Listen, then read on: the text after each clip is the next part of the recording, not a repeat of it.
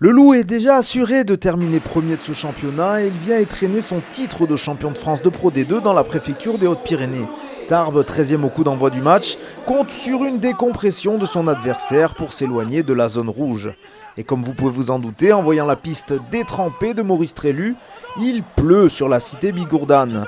Des conditions difficiles qui rendent le ballon glissant. Il n'y a tout simplement pas grand-chose à montrer dans ce premier acte, si ce n'est beaucoup de fautes de main. Mais Lyon a le mérite d'essayer de faire vivre le ballon. Et cela va finir par payer en toute fin de première période. Sione Timani se met à la faute sur un ruck. Pénalité que ne manque pas le néo-zélandais Stephen Brett. 3-0 pour Lyon à la pause. Un vrai score de football qui reflète une très petite première période.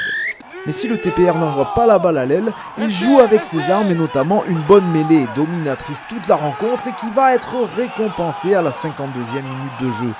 Le pack rhodanien est emporté. Monsieur Mallet n'a pas la patience d'attendre qu'Andrea Kokaji aplatisse et file sous les perches. Essai de pénalité. On revoit la grosse poussée du pack tarbé et les Lyonnais au supplice. Nicolas Nadeau laisse exprimer sa joie. Avec la transformation de Laurent Tranier, cela fait 7-3 pour le TPR. Courageux, les Bigourdans vont insister dans un jeu simple sous l'impulsion de leur talonneur Agustin Costa Repetto, auteur d'une copie remarquable. Siocefo Manu gagne de précieux mètres en force.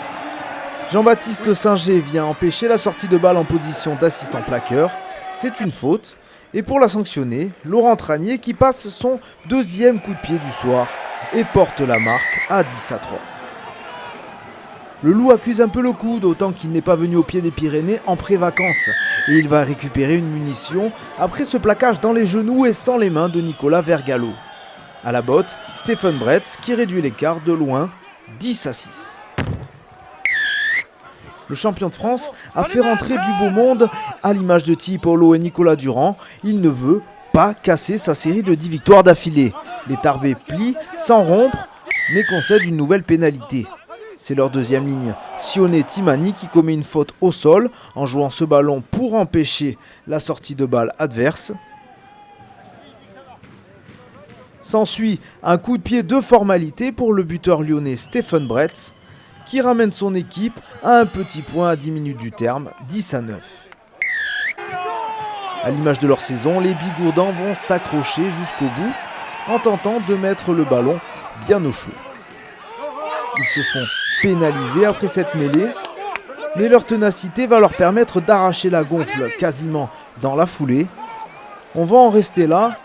10-9, score final. Lyon chute pour la troisième fois de la saison face à un TPR qui est en train de gagner son pari sur le terrain. Il compte désormais 10 points d'avance sur le premier relégable.